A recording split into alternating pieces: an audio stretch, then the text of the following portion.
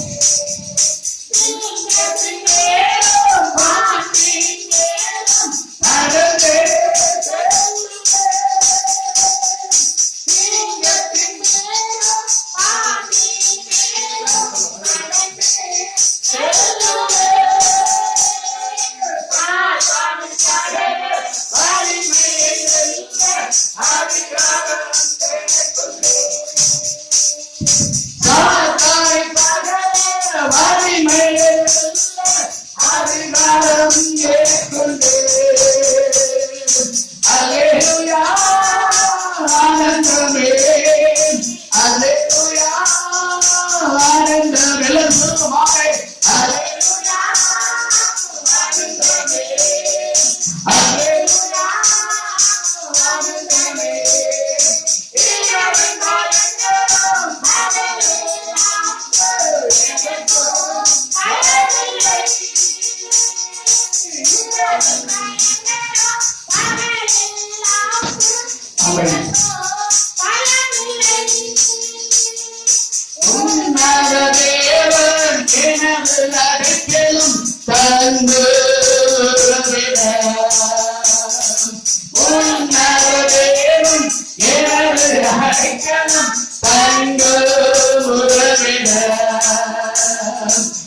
அல்லேலூயா ஆனந்தமே அல்லேலூயா ஆனந்தமே அல்லேலூயா ஆனந்தமே அல்லேலூயா ஆனந்தமே தேவனை சார்ந்து வாழ்கின்ற எனக்கு எந்த வேதனை தேவனை சார்ந்து வாழ்கின்ற எனக்கு எந்த வேதனை அவரே நாமம் அறிந்த எனக்கு அவரே அழைக்கிறார் அவரே நாமம் அறிந்த எனக்கு அவரே அழைக்கிறார் அல்லேலூயா ஆனந்தமே அல்லேலூயா ஆனந்தமே அல்லேலூயா ஆனந்தமே அல்லேலூயா ஆனந்தமே ஆபத்துமே கோபிடன் எனக்கு எந்த தாயிலே ஆபத்துமே கோபிடன் எனக்கு எந்த தாயிலே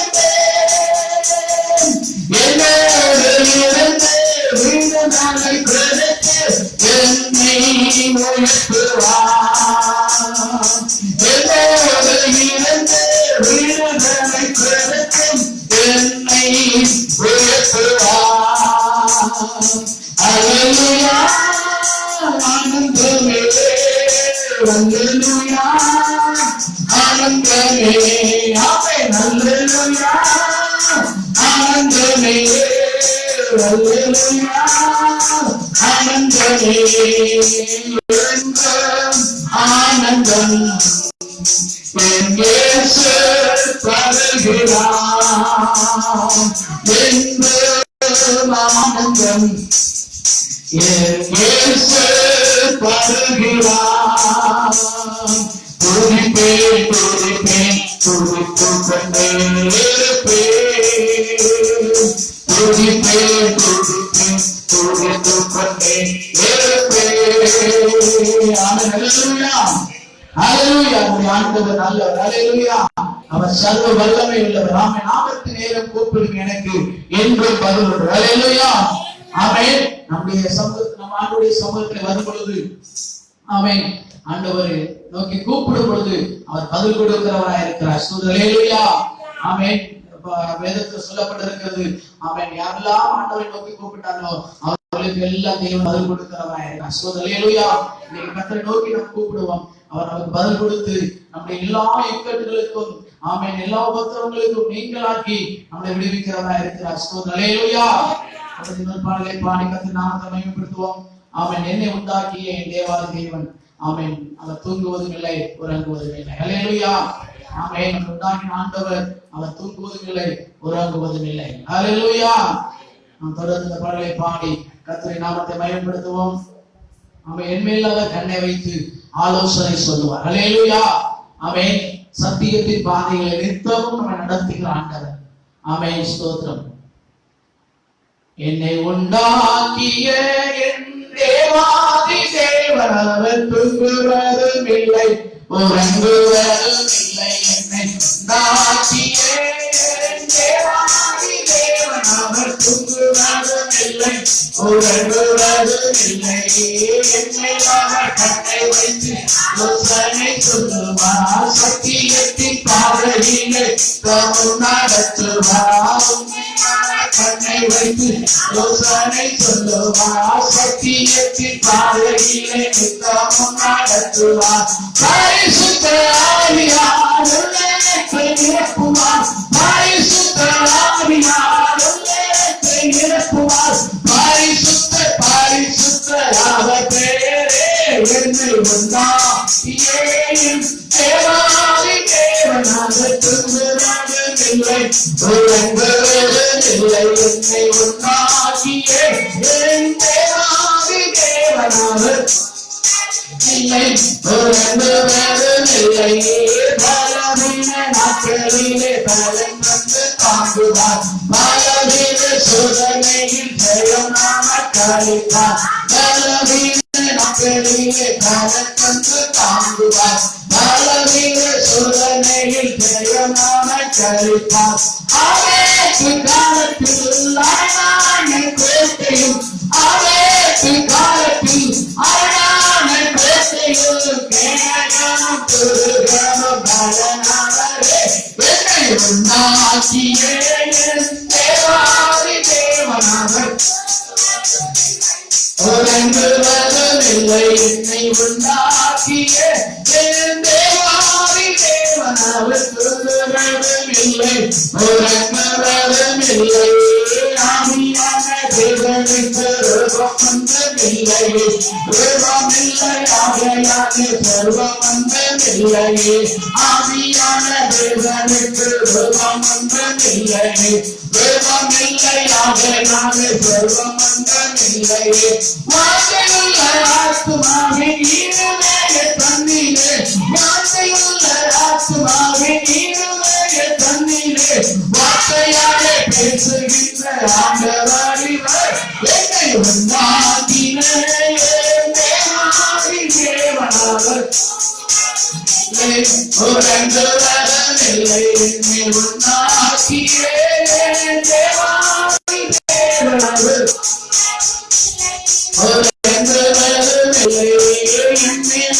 கண்ணை வைத்து சொல்லுவார். சத்தியத்தின் பாதையிலே நித்தமும் நடத்துவார்.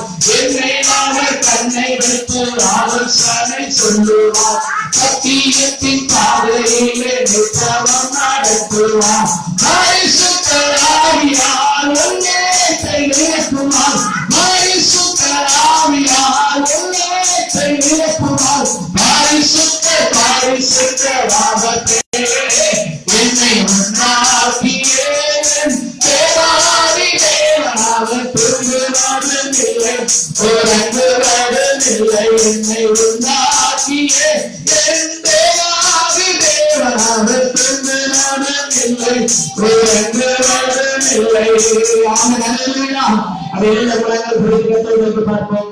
சொல்லிக்கப்பட்ட நன்மையான நல்ல காணப்படுகிற தேவனை நோக்கி பார்ப்போம். எல்லா குலங்கள் படிக்க ஹல்லேலூயா ஹல்லேலூயா ஹல்லேலூயா ஹல்லேலூயா. ஆவியானவரே நன்றியோடு துதிக்கிறோம். ஆண்டவரே நன்றி செலுத்துகிறோம். ஹல்லேலூயா ஹல்லேலூயா ஹல்லேலூயா ஹல்லேலூயா ஹல்லேலூயா ஹல்லேலூயா. ஆமென். இயேசுவே துதிக்கிறோம் ஆண்டவரே நன்றி செலுத்துகிறோம் ஆண்டவரே நன்றியோடு ஹல்லேலூயா ஹல்லேலூயா ஹல்லேலூயா. ஆவியானவரே உமக்கு ஸ்தோத்திரம் ஆண்டவரே. நன்றி பிதாவே நன்றியோடு துதிக்கிறோம். நன்றி கடந்து வருகிறோம் ஆண்டவரே. ஹல்லேலூயா ஹல்லேலூயா ஹல்லேலூயா ஹல்லேலூயா ஹல்லேலூயா. ஆவியானவரே துதிக்கிறோம்.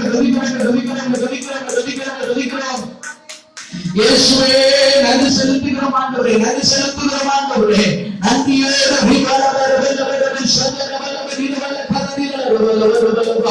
ஆமென் ஆமென் ஆமென் ஆமென் ஆமென் ஆமென் ஆமென். ஆவியானவரே ஸ்தோத்திரம் செலுத்துகிறோம்.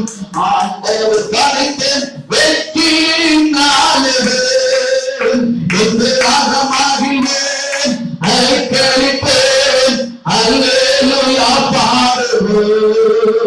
இந்த ராகமாகினேன் அழைக்கழிப்பேன் அல்லேலூயா பாடுவேன்.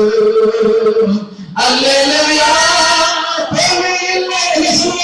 அல்லேலூயா வெற்றியந்தே அல்லேலூயா அல்லேலூயா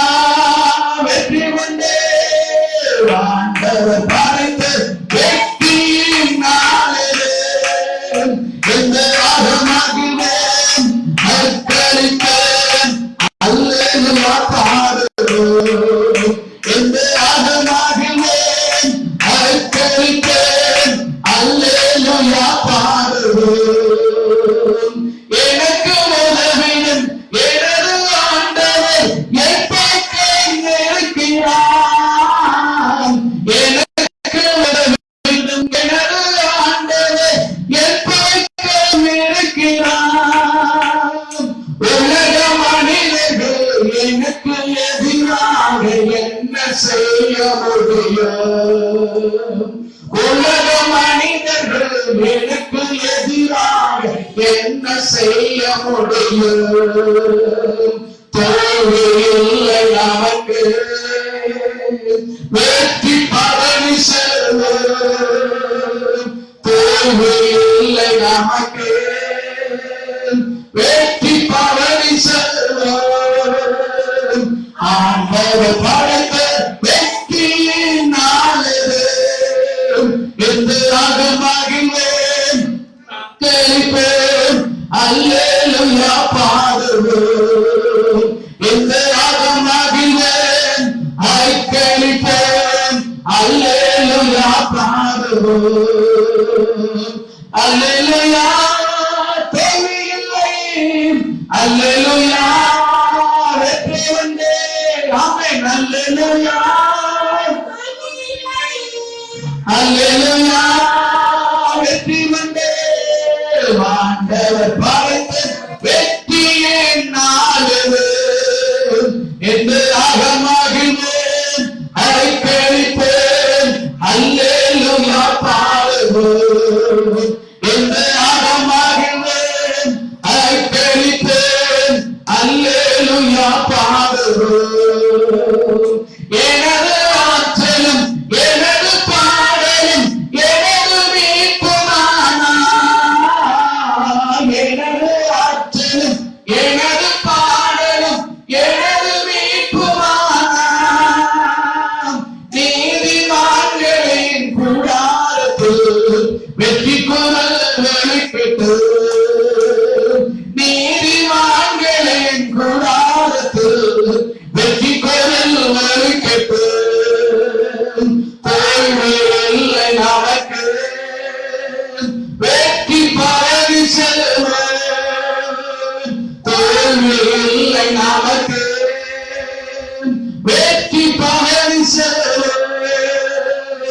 ஆண்டவர் படைத்த வெற்றியின் நாளிது என்று மகிழ்வேன், ஐக்கியப்பேன், அல்லேலூயா பாடுவேன்.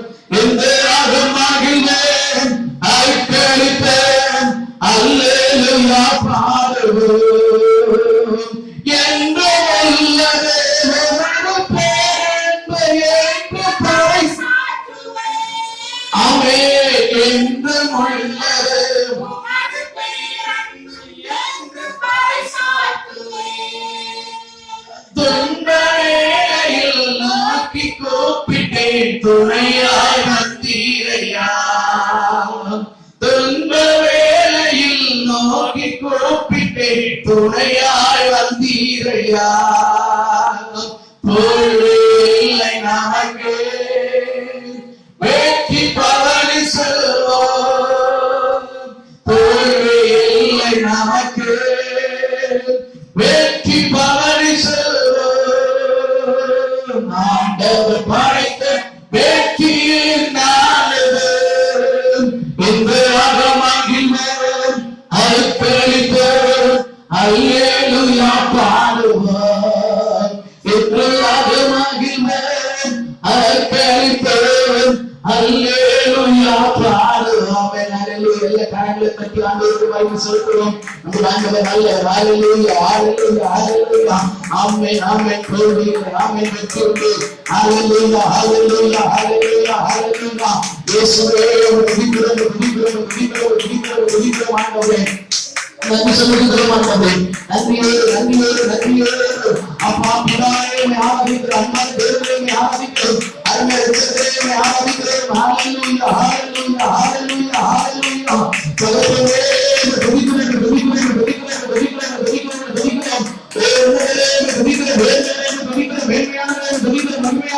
துதிக்கிறோம். எல்லா கணத்துக்கும் மகிமைக்கும் பாத்திரமே துதிக்கிறேன்.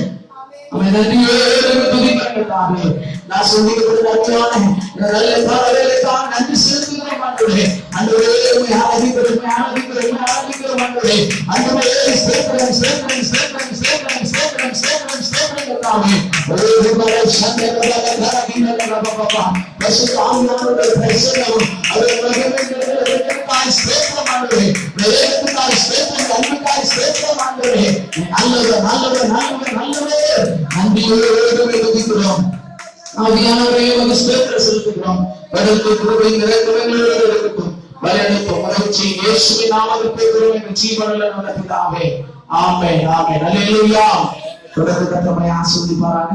ஒரு வேத பகுதி, ஒரு சங்கீதத்தை நாம் அப்படியே எழுந்து நின்று ஒரு சங்கீதத்தை வாசிப்போம். சங்கீதம் 90வது சங்கீதம். சங்கீதம் 90வது சங்கீதத்தை நாம் மாறி மாறி வாசிப்போம்.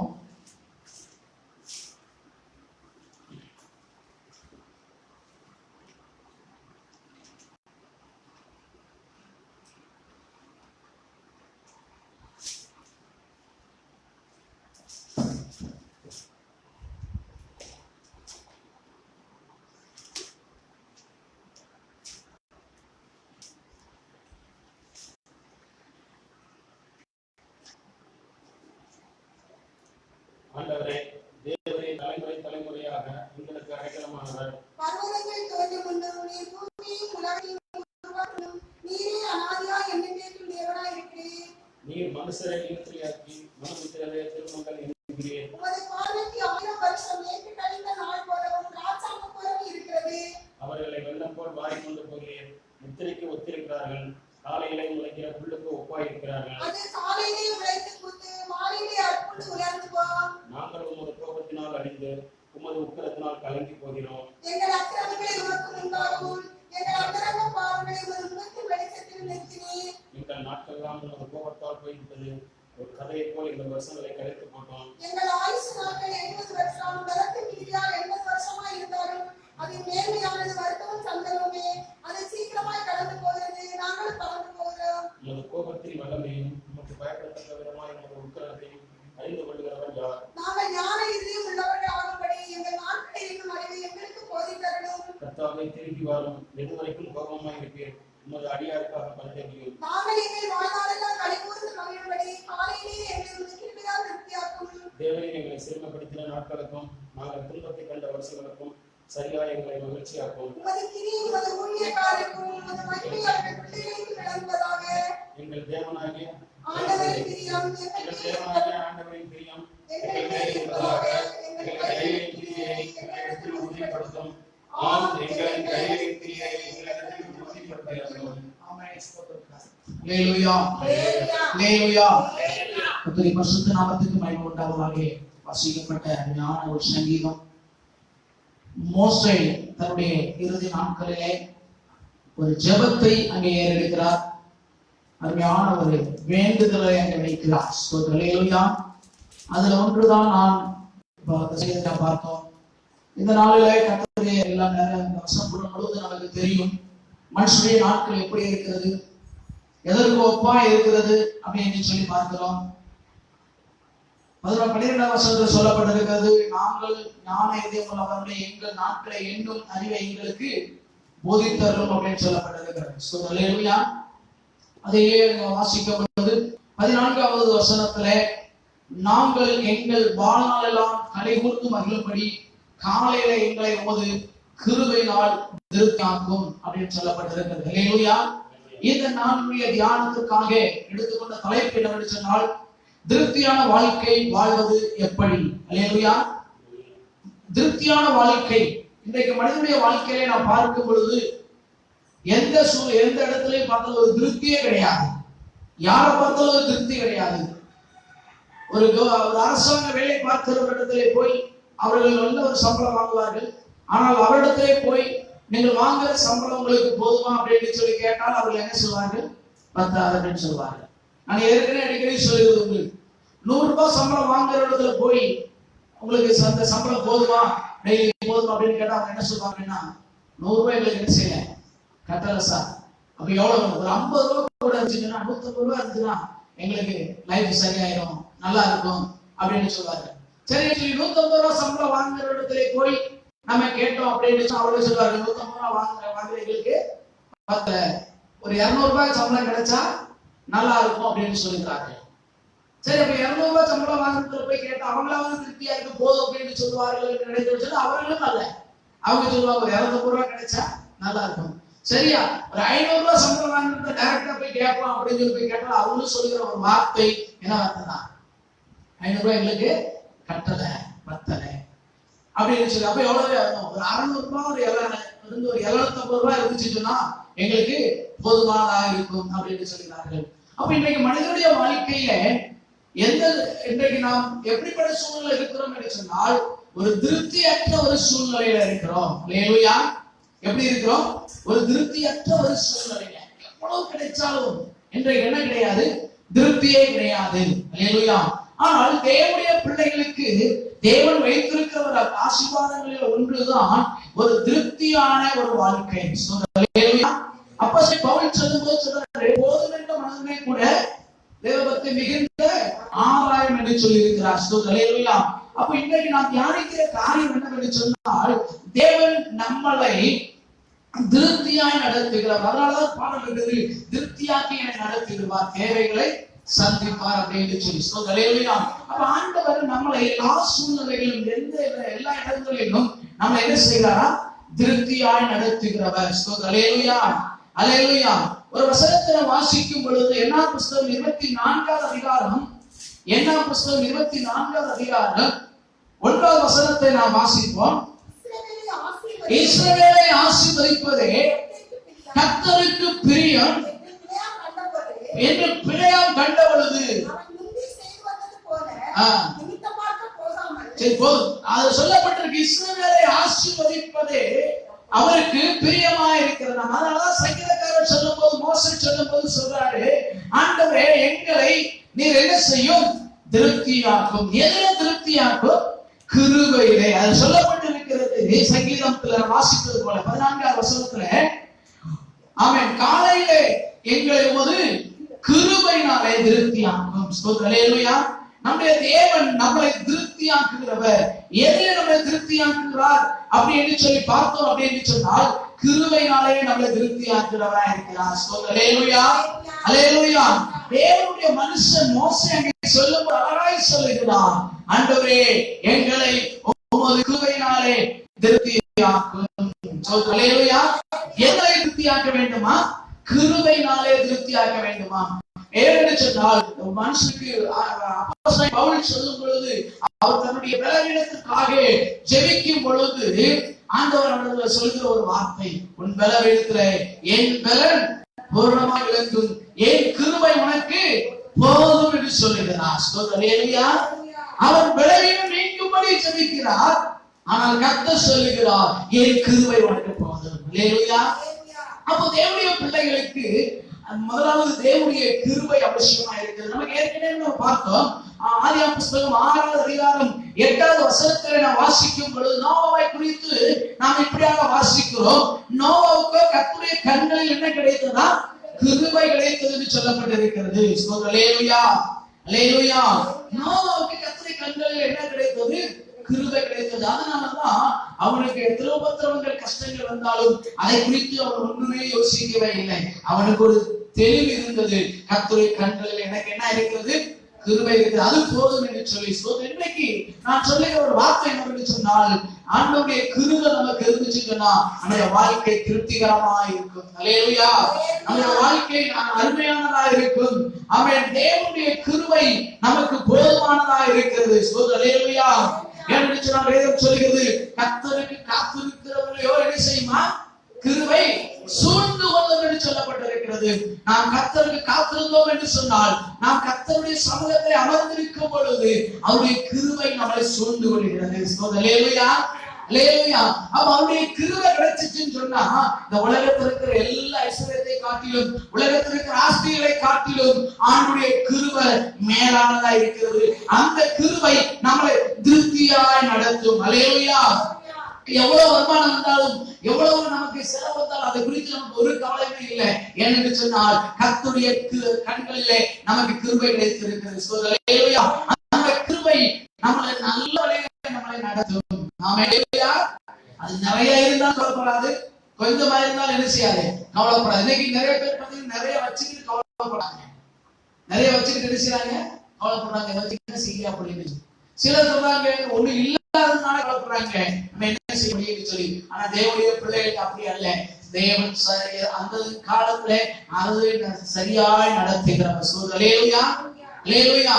நமக்கு என்ன தேவை என்பதை தேவன் அறிந்திருக்கிறார். அதனால தேவன் நமக்கு சகலத்தையும் கொடுப்பதற்கு, சகலத்தையும் ஆசீர்வதிப்பதற்கு அவர் போதுமானவராய் இருக்கிறார். ஹல்லேலூயா. இரண்டாவது எதனால நம்ம திருப்தியாக்குகிறார் அப்படின்னு சொல்லி பார்த்தோம். அப்படின்னு சொன்னால் வேதம் சொல்லுகிறது, சங்கீதங்களின் புத்தகம் 65 சங்கீதம் 4 வசனத்தை வாசிப்போம். சங்கீதம் 65:4. உம்முடைய பிரகாரங்களில் வாசமாய் இருக்கும்படி பாக்கியவான், உம்முடைய பரிசுத்த ஆலயமாகிய அவனுடைய வீட்டின் நன்மையால் திருப்தியாக என்று சொல்லப்பட்டிருக்கிறது. முதலாவது கிருபையினால திருப்தியாக்குற தெய்வம். ஹல்லேலூயா. இரண்டாவது நன்மையினால திருப்தியாக்குற தெய்வம். ஹல்லேலூயா. சங்கீத புத்தகத்தில் சொல்லப்பட்டிருக்கிறது, நன்மையும் கிருபையும் ஜீவனுள்ள நாளெல்லாம் தொடரும் அப்படின்னு சொல்லி. ஹல்லேலூயா. எவ்வளவு நாள் வரைக்கும் தொடருமா நன்மையும் கிருபையும்? நம்முடைய ஜீவனுள்ள நாளெல்லாம். அதனால சங்கீதக்காரர் சொல்லும்போது சொன்னாரு, எங்கள் வாழ்நாளெல்லாம் மகிழ்ந்து களி கூறும்படி. ஹல்லேலூயா. வாழ்நாளெல்லாம் மகிழ்ந்து களி கூறும்படி தேவன் எதனால நிரப்புகிறார்? முதலாவது கிருபையினால நிரப்புகிறார். ஹல்லேலூயா. இரண்டாவது எதனால நம்ம நிரப்புகிறாரா? நன்மையினால நிரப்புகிறார். அப்போ எங்க இருந்து நன்மை உண்டாகிறது என்று சொல்லி புதிய ஏற்பாடுல படிச்சோம் என்று சொன்னால், வேதம் சொல்லி நன்மையான எந்த ஈவும் பூர்ணமான எந்த வரமும் ஜோதியின் பிதாவிடத்திலிருந்து என்ன செய்கிறதா? இறங்கி வருகிறது. எல்லாரும் சொல்லுவோம், ஜோதியின் பிதாவிடத்தில் என்ன இறங்கி வருகிறது? நன்மை இறங்கி வருகிறது. ஹல்லேலூயா. அதனாலதான் சங்கீதக்காரர் சொல்லுகிறாரே, உம்முடைய பரிசுத்த ஆலயமாகிய உமது வீட்டின் நன்மையினாலே, ஹல்லேலூயா, வீட்டின் நன்மையினாலே திருப்தியாவோம் என்று சொல்லப்பட்டிருக்கிறது. ஹல்லேலூயா.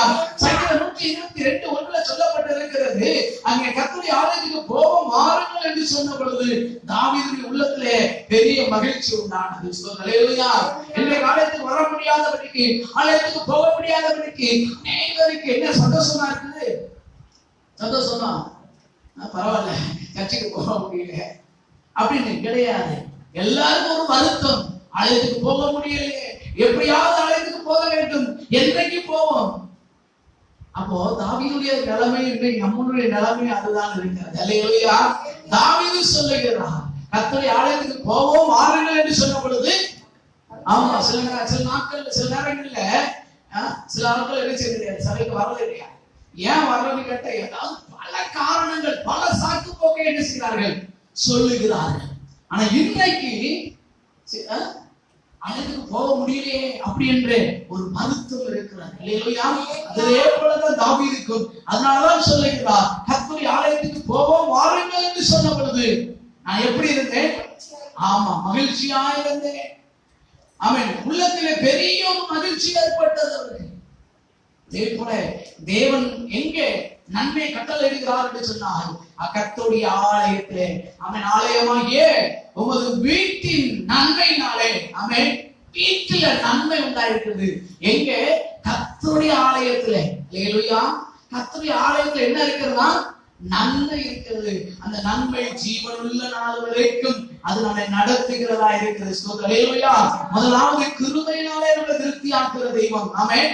இரண்டாவது கர்த்தருடைய நன்மையினாலே நம்மை திருப்தியாக்குகிற தெய்வம் வீட்டில இருந்து. மூன்றாவது எதனாலே நம்மை திருப்தியாக்குகிறார் அப்படின்னு சொல்லி சங்கீதம் 81:16 வாசிப்போம். சங்கீதம் 81:16 சங்கீதம் வசனம். உச்சிதமான கோதுமையினாலே அவர்களை போஷித்து கண்மலையின் தேடினால் உன்னை திருப்தியாக்குவேன். ஹல்லேலூயா. மூன்றாவது எதனால கர்த்தர் நம்மை திருப்தியாக்குகிறார்? ஆமென். உச்சிதமான கோதுமையினாலும் கண்மலையின் தேடினாலும். ஹல்லேலூயா. உச்சிதமான கோதுமையினாலும் கண்மலையின் தேடினாலும் உன்னை திருப்தியாக்குவேன். அப்போ மூன்றாவது நம்மை எதனால திருப்தியாக்குகிறார் அப்படின்னு சொல்லி பார்க்கும் பொழுது, ஆமென், ஆகாரத்தினாலே நம்மை திருப்தியாக்குகிறார். ஹல்லேலூயா. ஹல்லேலூயா. ஆமா, இன்றைக்கு பொதுவாகவே கிராமத்திலேயே ஒரு பதில் சொல்லுவார்கள், எதுவுமே போதுன்னு சொல்ல மாட்டாங்க, ஆனா சாப்பாடு விஷயத்துல மட்டும் சாப்பாடு மட்டும் என்ன சொல்லுவாங்க? போதுன்னு சொல்லுவாங்க. வேற என்ன கொடுத்தாலும் வேண்டாம்னு சொல்லவே மாட்டாங்க, வாங்கிட்டே இருப்பாங்க.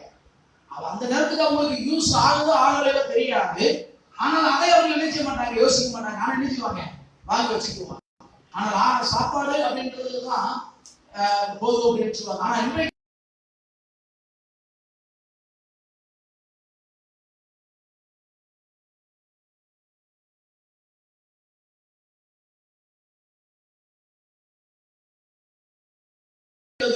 ஆகாரத்தினாலே அல்லது உச்சிதமான கோதுமையினாலும் கண்மலையின் தேனினாலும் அவர் நம்ம என்ன செய்கிறாரா? திருப்தியாக்குகிறார் சொல்லப்பட்டிருக்கிறது. அல்லேலூயா. அது மாத்திரமல்ல, யாத்திராகம புத்தகத்துல நம்ம ஏற்கனவே பார்த்தது போல அவன் 23ஆம் அதிகாரம் 25ஆம் வசனத்தை வாசிப்போம். யாத்திராகம புத்தகம் 23:25.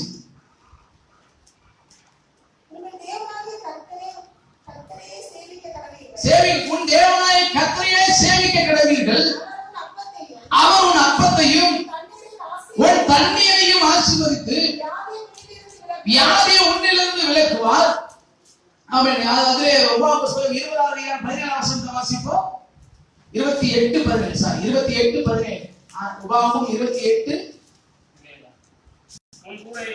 உன் கூடையையும் மாபிசைக்கிற தொட்டியையும் தேவனாக என்ன செய்றாரா? ஆசீர்வதிக்கிறார். அப்ப மேல உள்ள வசனத்தை நினைக்கிறேன். மேல இருக்கிற எத்தனை வசனம்? 28:5. ஆமென். அல்லேலூயா. அது சொல்லப்பட்டிருக்கும் கூடையும் மாம்சம் இணைக்கப்பட்டிருக்கும், ஆசீர்வதிக்கப்பட்டிருக்கும் சொல்லப்பட்டிருக்கிறது. எப்பொழுது?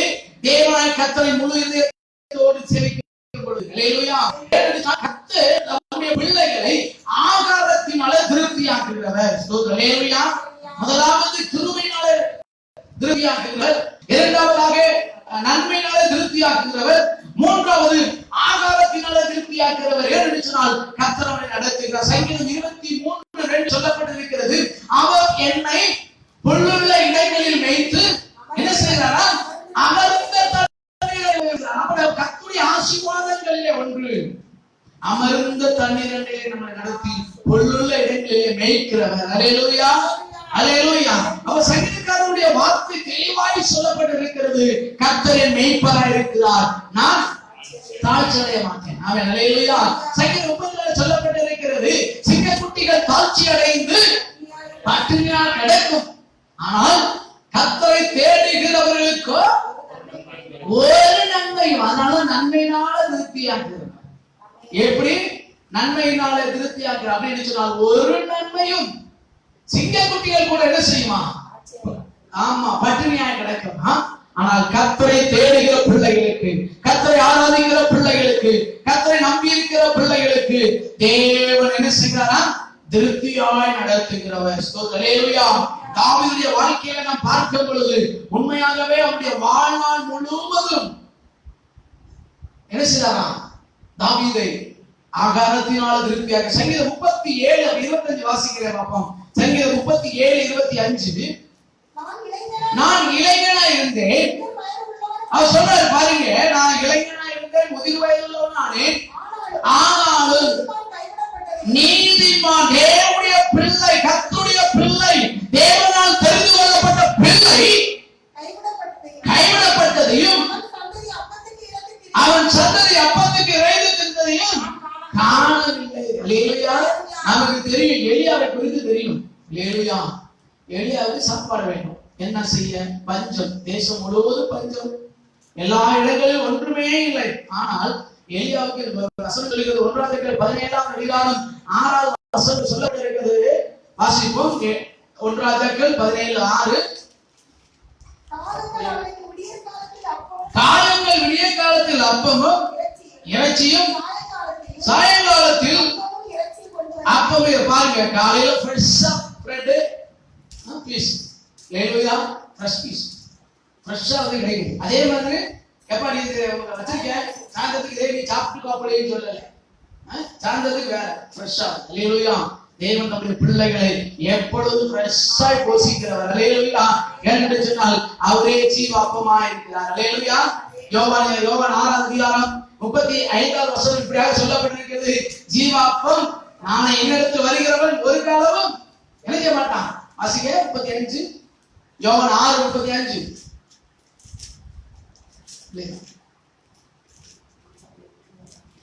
ஜீவாப்பம் இயேசுவர்களை நோக்கி ஜீவாப்பம் நானே என்னிடத்தில் வருகிறவன் ஒரு காலமும் பசியடையான் என்று சொல்லப்பட்டிருக்கிறது. அல்லேலூயா. அப்போ நான் என்ன சொல்ல வருகிறேன் அப்படின்னு சொன்னால், கர்த்தர் நம்மளை திருப்தியாய் நடத்துவதற்கு முதலாவது நாம் தேவனிடத்தில் வர வேண்டும். அல்லேலூயா. கர்த்தரிடத்தில் வர வேண்டும். திருப்தியான வாழ்க்கை வாழ்வதற்கு முதல் படி என்ன அப்படின்னு சொன்னா, முதலாவது நம்ம எதிலெல்லாம் திருப்திப்படுத்துகிறார் என்று சொல்லி பார்த்தோம். ஒன்று, முதலாவது தேவன் எதனாலே திருப்திப்படுத்துகிறாராம்? கிருபையினாலே. அல்லேலூயா நிரப்புகிறார். இரண்டாவது நன்மையினாலே. மூன்றாவது ஆகாரத்தினாலே நம்மை திருப்தியாக்குகிறார். அப்போ இந்த மூன்றுக்கும் திருப்தியான வாழ்க்கை வேண்டும் என்று சொன்னால் நாம் தேவனிடத்தில் வர வேண்டும். இயேசு கிறிஸ்து அதான் சொல்கிறார், என்னிடத்தில் வருகிறவன் ஒரு நாள் என்ன செய்ய மாட்டான்? பசி அடைய மாட்டான். வருத்தப்பட்டு பார சுமக்கிறவர்களே, நீங்கள் எல்லாரும் என்னென்ன வாருங்கள், நான் உங்களுக்கு இளைப்பாறுதல் தருவேன். ஆமென். அல்லேலூயா. இளைப்பாறுதல் அப்படின்னு சொல்லி பார்க்கும் பொழுது ஒரு ரெஸ்ட். ஆமென். அல்லேலூயா. அப்படி இன்னொரு பக்கம் நம்மளுடைய எப்படி பார்த்தோம் அப்படின்னு சொன்னால், திருப்தியாய் நடத்துகிறார். அல்லேலூயா. வருத்தம், கவலை, துக்கம், வேறுபாடு இருக்கிற ஜனங்களை தேவன் எப்படி நடத்துகிறாரா? திருப்தியாய் நடத்துகிறாராம். அல்லேலூயா.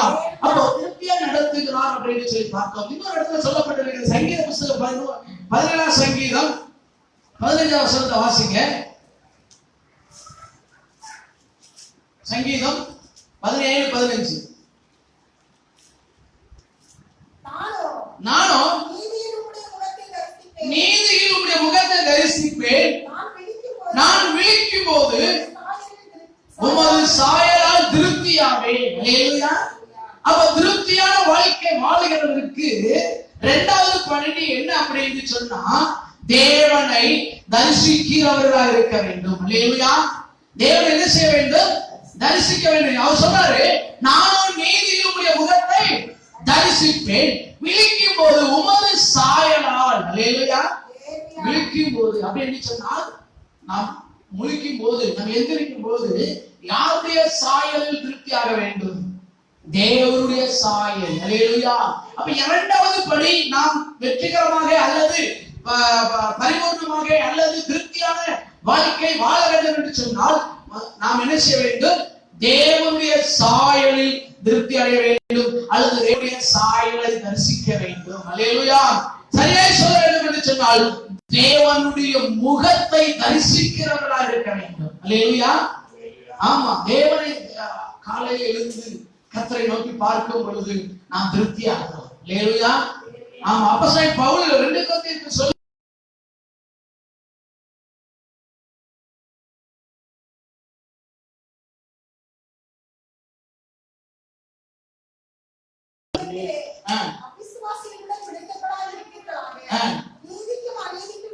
நீதிக்கும் அநீதிக்கும் சம்பந்தம் ஏது? ஐக்கியம் ஏது?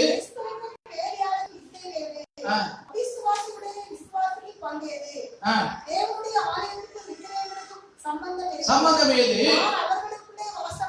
நான் அவர்களுக்குள்ளே வாசம் பண்ணி அவர்களுக்குள்ளே உலாவி அவர்கள் தேவனாய் இருப்பேன், அவர்கள் என் ஜனங்களாய் இருப்பார்கள் என்று தேவன் சொன்னபடி நீங்கள் ஜீவனுள்ள தேவனுடைய ஆலயமாய் இருக்கிறீர்களே. அல்லேலூயா. அப்போ அநீதிக்கும் நீதிக்கும் சம்பந்தம் இல்லை. சம்பந்தம் ஏது? ஒளிக்கும் இருளுக்கும் ஐக்கியம் ஏது அப்படின்னு சொல்லுகிறார். அது சொல்லி கடைசி சொல்றாரு, நீதியிலே உம்முடைய முகத்தை. ஆமென். அல்லேலூயா.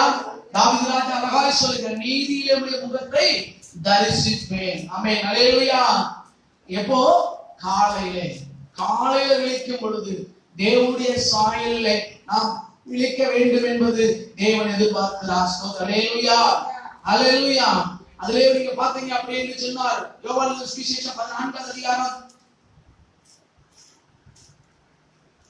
யோவான் சுவிசேஷம் 14ஆம் அதிகாரம் 12ஆம் வசனத்தை வாசிப்போம்.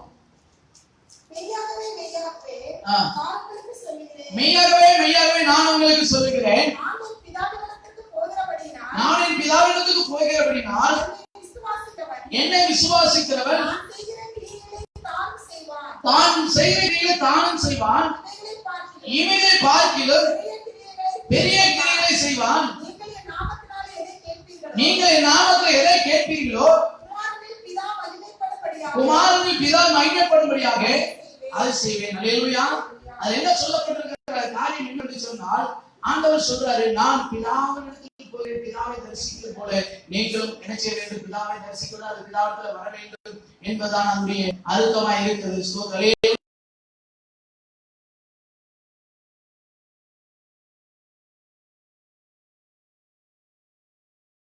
குமாரன் மகிமைப்படும்படியாக பிதா செய்வார் என்று சொல்லப்பட்டிருக்கிறது. அல்லேலூயா. அப்படி அவருடைய முகத்தை நோக்கி பார்க்க வேண்டும். எப்படி வேலைக்காரர்கள் தம்முடைய எஜமானனை கைகளை நோக்கி பார்க்கிறார்களோ, அதே போல நாம் நம்முடைய எஜமானாகிய இயேசு கிறிஸ்துடைய முகத்தை தரிசிக்க வேண்டும், அவரை நோக்கி கூப்பிட வேண்டும், அவரிடத்துல கேட்க வேண்டும் அப்படின்னு சொல்லப்பட்டிருக்கிறது. அல்லேலூயா, அல்லேலூயா.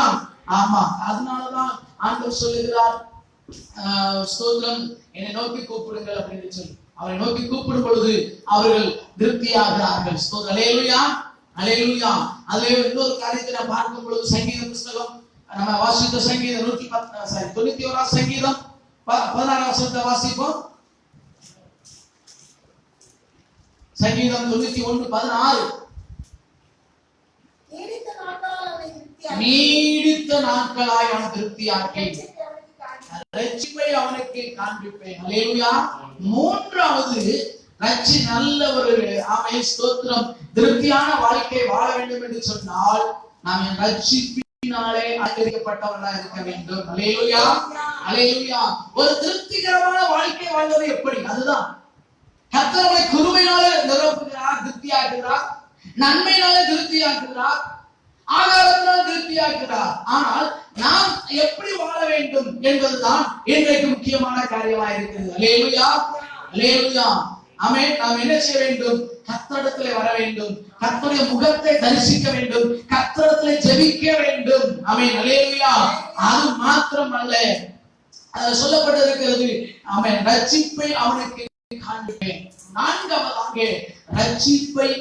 ரட்சிப்பினாலே நாம் அலங்கரிக்கப்பட்டவர்களாக, அல்லது ரட்சிப்பினாலே நாம் என்ன செய்யப்பட்டிருக்க வேண்டும்? முடிசூட்டப்பட்டிருக்க வேண்டும், அலங்கரிக்கப்பட்டிருக்க வேண்டும். அப்படி சரியா சொல்ல வேண்டும் என்று சொன்னால் நாம் ரட்சிக்கப்பட்டவர்களாக இருக்க வேண்டும். கடைசியில் என்ன ரட்சிப்பு அப்படின்னு சொல்லக்கூடாது, முதலே ரட்சிப்பு இருக்கணும். வசனம் சொல்லுகிறது, ரட்சிப்பு என்பது என்றைக்கோ ஒரு நாளைக்கு நடந்தது அல்ல. அல்லேலூயா. வசனத்துக்கு முடிவு வரை நிலைத்திருப்பவனே ரட்சிக்கப்படுவான். ஆமென். என்றைக்கோ ஒரு நாளைக்கு ரட்சிக்கப்பட்டையா அப்படி என்பது அல்ல, நாம் அனுதினமும் ரட்சிக்கப்பட வேண்டும். அல்லேலூயா. ஒவ்வொரு நாளும் நினைக்க வேண்டும், ரட்சிப்பின் அனுபவத்துக்குள்ளே கடந்து வர வேண்டும். சரியாய் சொல்ல வேண்டும் என்று சொன்னால், முடிவு வேண்டும் கர்த்தருக்குள் நிலைத்திருக்கிறவனை ரட்சிக்கப்படுவான். அப்படி என்று சொன்னால் கடைசியாக நாம் ஒரு திருப்தியான வாழ்க்கை வாழ்கிறது கர்த்தருக்குள் நிலைத்திருக்க வேண்டும். அல்லேலூயா. ஏன்னா கர்த்தருக்குள் நிலைத்திருக்கிறவர்கள் என்ன செய்வான்? ரட்சிக்கப்படுவார். ரட்சிப்பினாலே கர்த்தர் என்ன செய்கிறாரா? ரட்சிப்பை கர்த்தர் அவனுக்கு காண்பிக்கிறாரா? நீடித்த நாட்களை அவனை திருப்தியாக்கி என் ரட்சிப்பை அவனுக்கு காண்பிப்பேன். யாருக்கு? யாருக்கு? யாருக்கு ரட்சிப்பை கர்த்தர் காண்பிக்கிறாரா? முடிவு வரைந்து நிலைத்திருக்கிறவன். அல்லேலூயா. இந்த உலகத்திலே பார்க்கும்போது ஏதோ சின்ன ஒரு உபத்திரம் கஷ்டம் வந்த உடனே அப்படியே பின்வாங்கி போய்விடுகிறார்கள். அது அல்ல, முடிவு வரை இந்த நிலைத்திருக்கிறேன். அப்போஸ்தலன் பவுல் சொல்லும்போது சொல்றாரு, நல்ல போராட்டத்தை போராடி ஓட்டத்தை முடித்தேன் என்று சொல்கிறார். விசுவாசத்தை என்ன செய்றேன்? காத்து கடைசி வரைக்கும் நிலைத்திருக்க வேண்டும். கர்த்தருக்குள்ளாக நாம் நிலைத்திருக்கும் பொழுது நாம் ஆசீர்வாதங்களை பெற்றுக் கொள்கிறோம். நம்முடைய வாழ்க்கை ஒரு திருப்திகரமான வாழ்க்கை இருக்கும். அல்லேலூயா. இன்னைக்கு அநேகருக்கு ஒரு திருப்தி இல்லாத ஒரு வாழ்க்கை. எவ்வளவு இருந்தாலும் திருப்தி இல்லை, என்ன இருந்தாலும் திருப்தி இல்லை, எங்க போனாலும் என்ன இல்ல திருப்தி இல்லை, சிலர் என்ன சாப்பிட்டாலும் திருப்தி இல்லை. ஆனா தேவனுடைய பிள்ளைகளுக்கு அப்படி அல்ல. அல்லேலூயா. அது கொஞ்சமா இருந்தாலும் எங்கேயும் போகல அப்படின்னு சொன்னாலும் திருப்தியா இருப்பார்கள். ஸ்தோத்திரம். அதுக்கு காரணம், திருப்திகரமாய் வாழ்கிறதுக்கு ஒரு காரணம் அப்படின்னு சொன்னா கர்த்தருடைய கர்த்தருடைய முகத்தை பார்க்க வேண்டும், கர்த்தருடைய முகத்தை தரிசிக்க வேண்டும், கர்த்தரிடத்திலே கேட்க வேண்டும். அல்லேலூயா. ரட்சிப்பிலே உறுதியா இருக்க வேண்டும், அவருக்குள் நிலைத்திருக்க வேண்டும். நீங்க பாத்தீங்கன்னா அவருக்குள் நிலைத்திருக்கிறேன் என்று சொல்லி தெரியும், அவருக்குள்ள என்ன செய்ய கிடையாது, அவர் நடந்தபடி நடக்கிறது கிடையாது. யோவான்ல சொல்லப்பட்டது 1 யோவான் 2ஆம் அதிகாரம் 6வது வசனத்தில் சொல்லப்பட்டிருக்கிறது. வாசிப்போம். 1 யோவான் 2ஆம் அதிகாரம் 6வது வசனம். 1 யோவான் 2:6. அவருக்குள் நிலைத்திருக்கிறேன் என்று சொல்லுகிறவன் அவர் நடந்தபடியே தான் நடக்க வேண்டும். அல்லேலூயா. அவருக்குள் இருக்கிறேன், நான் அவருடைய பிள்ளை, நான் இயேசு கிறிஸ்துவின் பிள்ளை அப்படின்னு சொல்லி சும்மா வெறும் வாயால என்ன செய்யக்கூடாது, சொல்லக்கூடாது. சொல்லுவாங்களா, வாயிலே வர சொல்றாங்க. அல்லேலூயா. வாயில வர சொல்றாங்க. ஆமென். கிரியில் இருக்க வேண்டும், கிரியில காண்பிக்க வேண்டும். தேவனுடைய பிள்ளைகள் அவருக்குள் நிலைத்திருக்கிறார் என்று சொல்லுகிறவர்கள் அவர் நடந்தபடியே, இயேசு நடந்தபடியே. அவர் எப்படி நடந்தார்? ரோட்ல போகும்போது எப்படி நடந்தார்? அந்த வசனம் சொல்லுகிறது, அவர் கஷ்டப்படுகிறவரை பார்த்து மனம் உருகினார் என்று சொல்லப்பட்டது. அல்லேலூயா. குருடரை பார்த்து அவர் மனம் உருகினார், வியாதிசரை பார்த்து மனம் உருகினார், மேய்ப்பனில்லாத ஆடுகளை பார்த்து மனம் உருகினார். அப்ப அந்த மனதுருக்க நமக்கு இருக்க வேண்டும், அந்த தாழ்மை நமக்கு இருக்க வேண்டும், அந்த அன்பு நமக்கு இருக்க வேண்டும். என்று சொன்னால் நாம் அவருக்குள் நிலைத்திருக்கிறேன் என்று சொல்லுகிறவர்கள், அல்லது அவருடைய பிள்ளைகள் என்று சொல்லுகிறவர்கள் அவரை போல இருக்க வேண்டும். அல்லேலூயா. நம்முடைய வாழ்க்கை இயேசுவை பிரதிபலிக்கிறவர்களாக இருக்க வேண்டும். அதான் சங்கீதக்காரர் சொல்லுகிறார், எங்கள் வாழ்நாள் எல்லாம் மகிழ்ந்து களி கூறும்படி உமது கிருபையினாலே எங்களை திருப்தியாக்கும். அல்லேலூயா. நாங்கள் விழிக்கும் போது உமது சார்பிலே, உமது முகத்தின் தரிசனத்திலே அப்படின்னு சொல்லப்பட்டிருக்கிறது. அல்லேலூயா. அப்ப இன்றைக்கு நான் உங்களுக்கு சொல்லுகிற ஒரு திருப்திகரமான வாழ்க்கை வாழ்வது எப்படி அப்படின்னு சொல்லி பாப்பா அப்படின்னு சொன்னா, முதலாவது கர்த்தரிடத்திலே ஜெபிக்க வேண்டும். அவன் அல்லேலூயா. அவருடைய முகத்தை தரிசிக்க வேண்டும். நீதியிலே அவருடைய முகத்தை தரிசிப்பேன் என்று சொன்னார். அப்ப அவருடைய முகத்தை தரிசிக்கிறவர்களாக, அவரிடத்துல ஜெபிக்கிறவர்களாக, அவருக்குள் நிலைத்திருக்கிறவர்களாக இருக்கும் பொழுது நம்முடைய வாழ்க்கை திருப்தியாய் மாறும். அல்லேலூயா. கொஞ்சம் இருந்தாலும் திருப்தியா இருக்கும், போதும் என்ற மனது நமக்கு வரும். அல்லேலூயா. ஏன்னு சொன்னால் நம்மோடு கூட தேவன் இருக்கிறார். அவர் அப்பத்தின் தண்ணீரையும் ஆசீர்வதிக்கிறார். அல்லேலூயா. அவர் நமக்கு கொஞ்சமா இருந்தாலும் அதை ஆசீர்வதித்து கொடுக்கும் பொழுது அது திருப்தியா இருக்கும். ஆமென். ஸ்தோத்திரம். அல்லேலூயா. மத்தேயு சுவிசேஷத்துல நீங்க பாத்தீங்க அப்படின்னு சொன்னா ஒரு வசனம் அழகாய் சொல்லப்பட்டிருக்கிறது. மத்தேயு சுவிசேஷத்துல, ஆமென், ஸ்தோத்திரம்,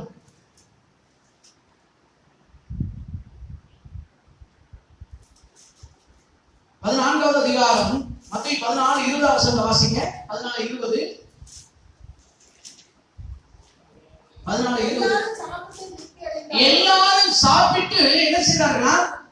திருப்தி அடைந்தார்கள். அங்க எல்லாரும் சாப்பிட்டார்கள், திருப்தி அடை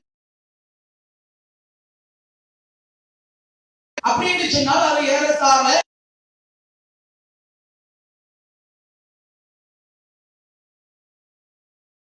5000 பேர் இருந்தும் அவர்கள் சாப்பிட்டு திருப்தி அடைந்தார்கள். திருப்தி அடைந்தது மாத்திரமல்ல, மீதியும் எடுத்தார்கள். அல்லேலூயா. அப்ப ஒருவேளை நம்ம யோசிக்கலாம், அப்ப இயேசு கிறிஸ்து நிறைய அப்படியே ஸ்டாக் வச்சிருப்பாரு. ஸ்டாக் வச்சிருந்தாரு இயேசு கிறிஸ்து அந்த இடத்துல? ரொம்ப கம்மி. அல்லேலூயா. எவ்வளவு இருந்துச்சு அவங்க கையில? அந்த சின்ன பையன் கையில தான் அது கொஞ்சம் இருந்துச்சு. என்ன இருந்துச்சு? எவ்வளவு இருந்துச்சு? அதை குறித்து வாசிக்கும் போது அங்கு சொல்லப்பட்டிருக்கிறது. வாசிப்போம். 5 அப்பமும் 2 மீன்களும் இருந்தது. அல்லேலூயா. எத்தனாவது வசனம்? 17வது வசனம். அதுதானே? அதற்கு அவர்கள் இங்கே எங்களுக்கு 5 அப்பமும் 2 மீன்கள் இல்லாமல் வேற ஒன்றும் இல்லை. அப்ப தேவனிடத்துல அங்க நிறைய இருக்கணும் கிடையாது, கொஞ்சம் இருந்தா போதும். வெறும் 5 அப்பம் 2 மீன் தான் இருந்துச்சு. ஆனால் எத்தனாயிரம் பேர் சாப்பிட்டார்கள்? 5000 பேர் ஏறத்தாழ. அப்படின்னு சொன்னால் புருஷர்கள் மாத்திரம். அப்ப ஸ்திரீகள் பிள்ளைகள் சேர்த்து எத்தனை ஆயிரம்? ஆமென். அல்லேலூயா. அவ்வளவு பேரு எப்படி சாப்பிட்டார்கள்? திருப்தியாய் சாப்பிட்டார்கள். அல்லேலூயா.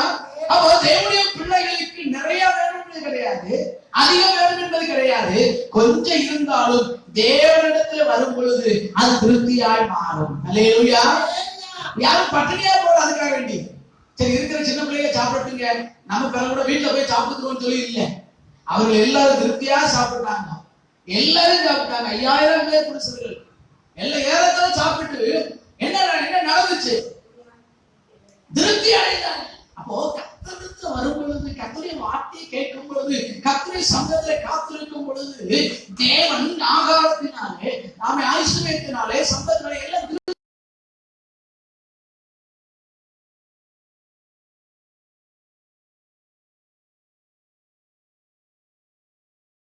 வேணும், நிறைய கார் வேணும், வீடு வேணும் அப்படி என்பது அல்ல. இருக்கிறதுல கர்த்தர் மேல நம்பிக்கை வைக்கும் பொழுது, கர்த்தரை சார்ந்து இருக்கும் பொழுது, கர்த்தரை முகத்தை நோக்கி பார்க்கும் பொழுது இருக்கிறதை தேவன் என்ன செய்யறாரா? திருப்தியாய் நடத்துகிறார், திருப்தியாய் ஆசீர்வதிக்கிறார். திருப்தியாய் மட்டுமல்ல, மீதி எடுப்பதற்கு கர்த்தர் உதவி செய்கிறார். அல்லேலூயா. அப்ப கர்த்தரிடத்துல காத்திருந்து, கர்த்தருடைய முகத்தை தரிசித்து, கர்த்தரிடத்துல வசனத்தை கேட்கிற தேவனுடைய பிள்ளைகளுக்கு தேவன் வைத்திருக்கிற ஆசீர்வாதத்துல உண்டான் திருப்தியாய் நடத்தி அந்த கொஞ்சமா இருந்த கர்த்தர் அனுக்கிரகம் பாராட்டுகிறார். அல்லேலூயா. கண்கத்தோட விழிச்சு மீதி எடுக்கிறது அல்ல, ஏதோ சாப்பிடாம மீதி எடுக்கிறது அல்ல. நிறைய பேர் பாத்தீங்கன்னா மீதி எடுக்கணும், மீதி வைக்கணும், அடுத்து வேணும் சாப்பிடாம பட்டினியா கிடக்கிறதா மிச்சம். அதல்ல. அல்லேலூயா. கர்த்தர் அப்படி வைக்கல, நல்ல திருப்தியா சாப்பிடுவார், போஷிக்கிறார். எல்லாவற்றையும் எல்லாம் ஆண்டவர்ல கேட்கணும், நல்லா திருப்தியா கொடுக்கிறார். கொடுத்தது மாத்திரமல்ல, அவைகளை மீதி எடுப்பதற்கு கர்த்தர் உதவி செய்கிறார். அல்லேலூயா. அது யாருக்கு அப்படின்னு சொன்னா தேவனுடைய பிள்ளைகளுக்கு. தேவனுடைய பிள்ளைகளுக்கு தேவன் சகலத்தின் நன்மைக்கு ஏதுவாய் நடத்தி, அதை ஆசீர்வதித்து, அதை திருப்தியாக்கி, அதிலிருந்து மீதம் எடுக்க உதவி செய்வார். அல்லேலூயா. நமக்கு நிறைய வேணும், கொஞ்சம் வேணும் இல்லையா? கர்த்தருடைய கரத்துல கொடுக்கணும். அல்லேலூயா. கர்த்தருடைய கரத்துல கொடுத்தா கர்த்தர் என்ன செய்வாரு? ஆசீர்வதிப்பார். நமக்கு தெரியும், ஏற்கனவே நான் சொல்லியிருக்கிறேன், விதவை என்ன செய்தாங்க?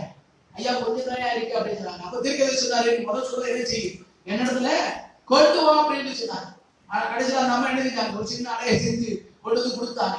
வசனம் சொல்லிட்டு பஞ்சம் தீர்கிற வரைக்கும் அப்பவும் எண்ணெயும் திராட்சரசமும் சாரி மாவும் எண்ணெயும் இணையில குறைந்து போகவே இல்லை. கர்த்தர் திருப்தியாக நடத்துகிறார். அப்போ உங்களுக்கு சொல்லுகிற திருப்தியான வாழ்க்கைக்கு ஒன்று என்ன அப்படின்னு சொன்னா, கர்த்தருடைய முகத்தை தரிசிக்க வேண்டும். அல்லேலூயா. அது மாத்திரமல்ல, கர்த்தரிடத்துல ஜெபிக்க வேண்டும், கர்த்தருடைய வசனத்தை கேட்க வேண்டும். இருக்கிறதை அது கொஞ்சமா இருந்தால் கர்த்தரிடத்துல கொண்டு கொடுக்கும் பொழுது அதை கர்த்தர் திருப்தியாய் போஷித்து மீதம் எடுப்பதற்கு கர்த்தர் உதவி செய்யும். அல்லேலூயா. கர்த்தருடைய ஆசீர்வாதத்தால் எல்லா தேவசனத்தை மனதில் படியிட்டு கர்த்தரை நோக்கி பார்ப்போம். கர்த்தர் நம்முடைய வாழ்க்கையை கர்த்தர் திருப்தியாய் நடத்தும்படியாக, திருப்தியாக்கும்படியாக கர்த்தர் அனுக்கிரகம் பாராட்டும்படியாக நாம் ஜெபிப்போம். ஆமென். திருப்தியான ஒரு வாழ்க்கை வாழ்வதற்கு நாம் கர்த்தருடைய முகத்தை நோக்கி பார்க்க வேண்டும், கர்த்தர் மேல் நம்பிக்கையா இருக்க வேண்டும், கர்த்தரிடத்திலே ஆமென் ஸ்தோத்திரம் கேட்க வேண்டும், கர்த்தரிடத்திலே ஆமென் நாம் கொடுக்க வேண்டும். இதுதான் நாம் திருப்தியான வாழ்கிற வாழ்க்கைக்கு ஒரு ஆசீர்வாதம். ஆமென். அல்லேலூயா. வாழ்வதுதான் அவர் உண்மையான வாழ்க்கை. ஆமென். தேவனை போல அவருடைய முகத்தை தரிசிக்கும் எல்லா ஜெபமனும் ஹalleluya ஹalleluya ஹalleluya ஹalleluya ஹalleluya. ஆமென். ஆண்டவரே உமக்கு ஸ்தோத்திரம். ஆண்டவரே ஸ்தோத்திரம் தாவே, ஸ்தோத்திரம் தாவே, ஸ்தோத்திரம் தாவே. நன்றியோடு துதிக்கிறோம் ஆண்டவரே. ஆண்டவரே வந்திருக்கிற பிள்ளைகளை கர்த்தர் திருப்தியாக்குவீராக.